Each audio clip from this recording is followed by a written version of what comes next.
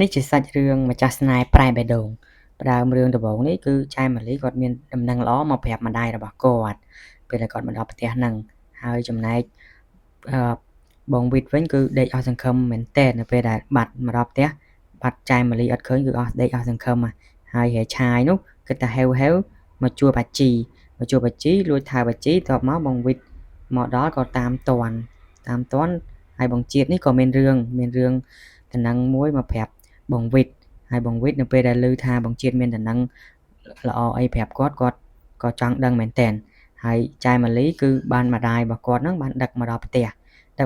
គឺមកដល់ផ្ទះផ្សេងមួយទៀតហើយដែលគាត់បានជួលផ្ទះផ្សេងមួយទៀតដើម្បីស្នាក់នៅកុំឲ្យពួក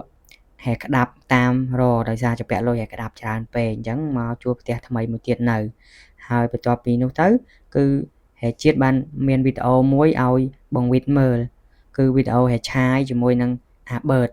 តាមពិតទៅអាប៊ឺតហ្នឹងគឺជាកូនចៅរបស់ហែឆាយនោះទេអញ្ចឹងនៅពេលដែលបងវិតឃើញវីដេអូហ្នឹងគឺបងវិតពិតជាចង់ដឹងរឿងជាក់ស្ដែងមែនទែន